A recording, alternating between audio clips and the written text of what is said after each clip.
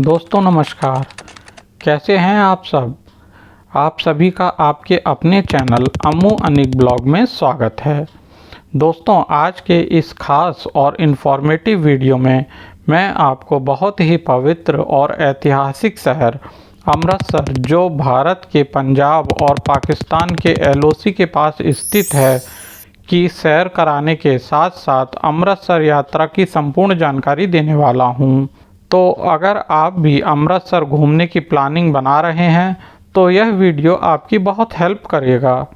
इस वीडियो में बात करेंगे कि आप यहां तक कैसे पहुंच सकते हैं, रुकने के लिए होटल कहां पर लेना चाहिए, दर्शन और घूमने का सही तरीका क्या रहता है, आप यहां पर कहां घूम सकते हैं, खाने पीने की कैसी व्यवस्था है, और वीडियो के लास्ट में बात करेंगे संपूर्ण बजट की। तो अमृतसर टूर की A to Z complete information के लिए वीडियो को एक बार पूरा ज़रूर देखें। दोस्तों अमृतसर पंजाब का सबसे पवित्र और ऐतिहासिक शहर है, जो अपनी संस्कृति, पवित्र मंदिरों, धरोहरों, स्मारकों और लड़ाइयों के लिए बहुत फेमस है।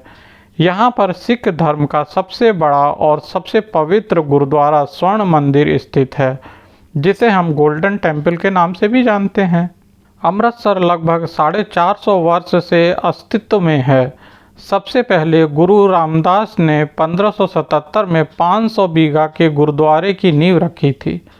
साथ ही देशभक्ति का हर्षोल्लास भरने वाला अट्टारी बाघा बॉर्डर भी यहीं पर स्थित है। अमृतसर अनेक त्रासदियों और दर्दनाक घटनाओं का गवाह रहा है। अमृतसर, जिसका ऐतिहासिक नाम रामदासपुर और आम बोलचाल की भाषा में अमृतसर कहा जाता है, यह भारत के पंजाब राज्य लुधियाना के बाद दूसरा सबसे बड़ा महानगर है। तभी तो पूरे साल ही टूरिस्ट यहां पर दर्शन करने और घूमने के लिए आते हैं। 2011 की जनगणना के अनुसार यहां की कुल जनसंख्या 11,59,227 है। यहां पर मुख्य रूप से पंजाबी भाषा प्रचलित है। यहां के लोगों को प्यार से पंजाबी कहा जाता है। तो चलिए एकदम शुरू से शुरू करते हैं और जानते हैं आप यहां तक कैसे पहुंच सकेंगे। दोस्तों अमृतसर में वेल कनेक्टेड रेलवे स्टेशन बना हुआ है। देश के हर शहर से इस स्टेशन की कनेक्टिविटी बनी हुई है। आप किसी भी स्टेशन से यहां तक आ सकते हैं। यदि आप फ्लाइट के माध्यम से आना चाहते हैं तो यहां पर इंटरनेशनल एयरपोर्ट भी बना हुआ है, आप इसके माध्यम से भी आ सकते हैं। इसके अलावा आसपास के शहरों और राज्यों से बस की कनेक्टिविटी भी बहुत अच्छी बनी हुई है। हर एसी बस यहां तक और नॉन एसी बस भी यहां तक आती है। आप रेलवे या बस स्टैंड से ऑटो में 30 से 40 रुपए का किराया देकर यहां के मेन सेंटर पॉइंट स्वर्ण मंदिर के पास में आ जाएंगे। ऑटो वाले आपको जलियांवाला बाग के मेन गेट से 100 मीटर की दूरी पर ड्रॉप कर देते हैं और यहां से स्वर्ण मंदिर की दूरी लगभग 300 मीटर की रह जाती है। तो अब हम लोग बात करते हैं कि यहाँ पर रुकने के लिए होटल कहाँ पर लेना चाहिए। दोस्तों यहाँ की सबसे अच्छी लोकेशन गोल्डन टेम्पल है। इसे अमृतसर का हृदय भी माना जाता है। इसके 500 मीटर रेंज में कहीं पर भी होटल ले सकते हैं। यहाँ पर आपको बजट से लेकर VIP होटल मिल जाते हैं। होटल के कमरे की स्टार्टिंग 1200 से शुरू हो जाती है। 1500 और 2000 में बढ़िया AC कमरा मिल जाएगा। तो चलिए एक अच्छा सा रूम लेने के बाद में अब हम लोग बात करते हैं कि यहाँ पर घूमने का सही तरीका क्या रहता है। तो चलिए सबसे पहले हम लोग स्वर्ण मंदिर जाएंगे। यहाँ पर बहुत ही विशाल प्रांगण है, जिसकी भव्यता देखते ही बनती है। दोस्तों मंदिर में अंदर घुसने से पहले जूता चप्पल काउंटर में जमा करते हैं। फिर मंदिर के सामने पैर धोने के बाद में सिर पर रुमाल या साफा या पगड़ी बांधकर गुरुद्वारे में हम लोग प्रवेश करेंगे। दोस्तों अंदर के नज़ारों का क्या ही कहना। बीचों बीच में स्वर्ण मंदिर बनाया गया है, जिसको देखकर आपके मन को एक अलग ही शांति मिलेगी। दोस्तों इस पवित्र स्थान को श्री दरबार साहिब, श्री हरमिंदर साहिब, श्री गोल्डन टेम्पल के नाम से जाना जाता है। दोस्तों इस दिव्य और पवित्र स्थान को सिखों के चौथे गुरु रामदास जी के द्वारा अमृत सरोवर का निर्माण किया गया था। बाद में श्री गुरु अर्जुन देव जी ने अमृत सरोवर के बीचों बीच में श्री हरमिंदर साहिब का स्थापना की। इसके बाद में महाराज रणजीत सिंह जी ने इसका पुनर्निर्माण कराया और बाहरी हिस्से को सोने से मढ़वा दिया। आप चाहें इस पवित्र सरोवर में स्नान भी कर सकते हैं। फिर उसके बाद लाइन में लगकर श्री हरमिंदर साहिब में प्रवेश कर माथा टेक कर आशीर्वाद प्राप्त कर सकते हैं। शाम को तो यहाँ की खूबसूरती लाजवाब होती है। लाइट्स में इसकी खूबसूरती में चार चांद लग जाते हैं। इसके अलावा प्रांगण में और भी बहुत प्रमुख मंदिर बने हुए हैं जहाँ पर आप मत्था टेककर आशीर्वाद प्राप्त कर सकते हैं। दोस्तों, यहाँ पर विशाल लंगर भी चलाया जाता है, तो आप लंगर में प्रसाद को जरूर ग्रहण करें। यहाँ पर आने वाले भक्त इस प्रसाद को जरूर चखते हैं। तो यहाँ पर दर्शन करने के बाद में अब हम लोग जलियांवाला बाग को देखने के लिए जाएंगे। यहाँ पर प्रवेश करने के लिए कोई भी एंट्री फीस नहीं है। बाग में घूमने का समय गर्मियों में सुबह 9 बजे से शाम के 6 बजे तक है और सर्दियों में सुबह 10 बजे से शाम के 5 बजे तक रखा गया है। प्रवेश करने के लिए पतला सा रास्ता है जहाँ पर दीवारों पर आकर्षक प्रतिमाएं लगी हुई हैं। दोस्तों, 13 अप्रैल 1919 को इस बाग में एक सभा का आयोजन किया गया था। यह सभा ब्रिटिश सरकार के विरुद्ध थी। इस सभा को बीच में ही रोकने के लिए जनरल डायर ने बाग के एकमात्र रास्ते को अपने सैनिकों के साथ घेर लिया और भीड़ पर अंधाधुंध गोलीबारी शुरू कर दी। इस गोलीबारी से बच्चों, बूढ़ों और महिलाओं समेत लगभग 300 लोगों की जान गई और 1000 से ज़्यादा लोग घायल हुए। इस घटना को इतिहास की सबसे दर्दनाक घटना कहा जाता है। जलियांवाला बाग हत्याकांड इतना भयंकर था कि उस बाग में एक कुआं शवों से पूरा भर गया था। अब इस एक सुंदर पार्क में बदल दिया गया है और इसमें एक संग्रहालय का निर्माण भी कर दिया गया है। यहाँ पर सुंदर पेड़ लगाए गए हैं। तो यहाँ पर घूमने के बाद में शाम को 3 बजे के बाद हम लोग अट्टारी बाघा बॉर्डर देखने के लिए जाएंगे, जो गोल्डन टेम्पल से लगभग 28 किलोमीटर दूर स्थित है। आप यहाँ तक बस, टैक्सी, ऑटो के माध्यम से आ सकते हैं। ऑटो वाले राउंड ट्रिप के लिए 200 से 250 रुपये चार्ज करते हैं, जो गोल्डन टेम्पल के पास में आपको मिल जाते हैं। दोस्तों, आप सामने अट्टारी स्टेडियम देख सकते हैं। इसके दूसरे साइड में पाकिस्तान है।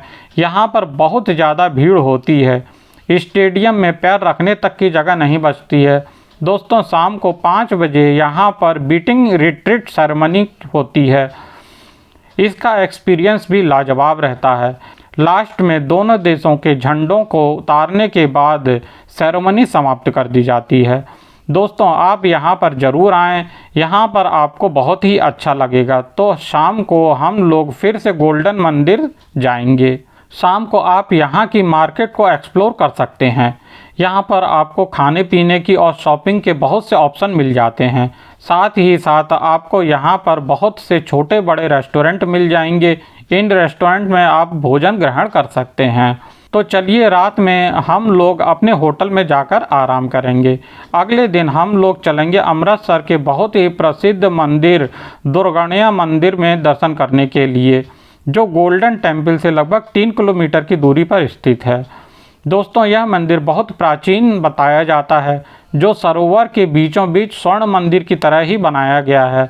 आप मंदिर में प्रवेश कर माता रानी के अद्भुत दिव्य रूप के दर्शन कर आशीर्वाद प्राप्त कर सकते हैं। दोस्तों, दुर्गाना मंदिर के पास में ही एक बड़ा हनुमान जी का मंदिर है।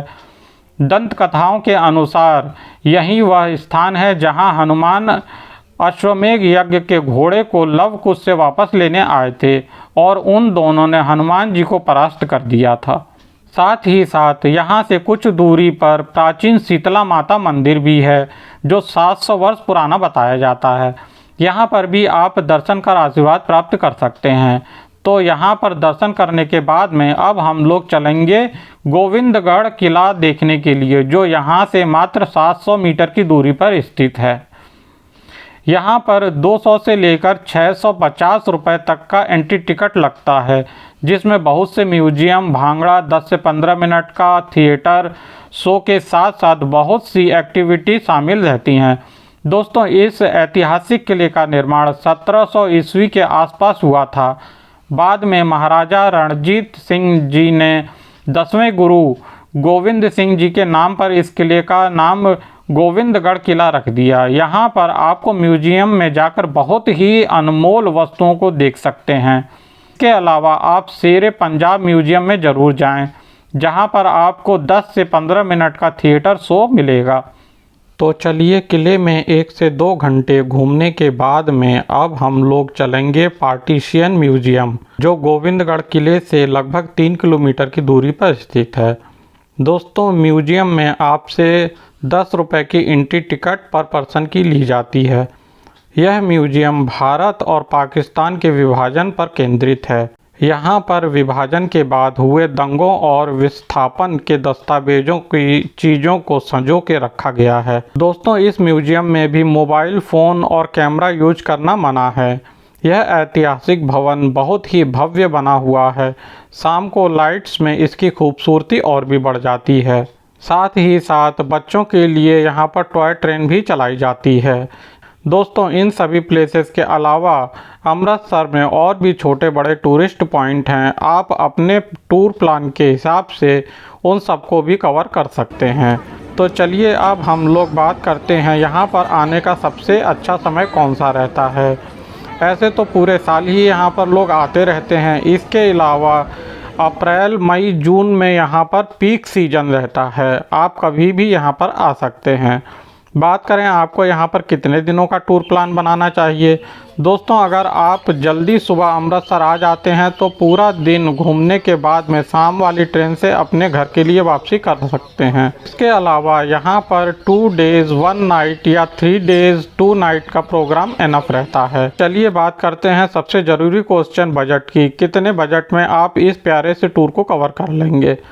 दोस्तों, अगर आप 2 से 3 लोग हैं और 2 डेज़ 1 नाइट का प्रोग्राम बनाते हैं तो फिर आप मान के चलिए 5,000 से 6,000 प्लस ट्रेन टिकट, इतने बजट में आप इस प्यारे से टूर को कवर कर लेंगे।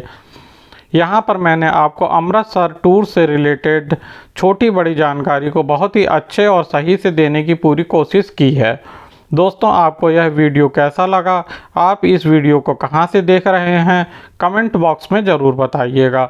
अगर आपको यह वीडियो की जानकारी हेल्पफुल लगी है तो अपने एक लाइक से हमें मोटिवेट ज़रूर करें। साथ ही साथ अपने सभी फ्रेंड्स और रिलेटिव में ज़रूर से ज़रूर शेयर करें। वहीं अगर अभी तक आप हमारी फैमिली चैनल से नहीं जुड़े हैं तो प्लीज़ चैनल को सब्सक्राइब करें। साथ ही साथ बेल आइकन को प्रेस करने के बाद में ऑल नोटिफिकेशन को ज़रूर क्लिक करें। अब मिलते हैं ऐसे ही किसी अन्य वीडियो में। तब तक आप अपना और अपने परिवार का बहुत ज़्यादा ख्याल रखें। आपकी यात्रा सफल, सुगम एवं मंगलमय हो। जय हिंद, जय भारत, गुड बाय, नमस्ते।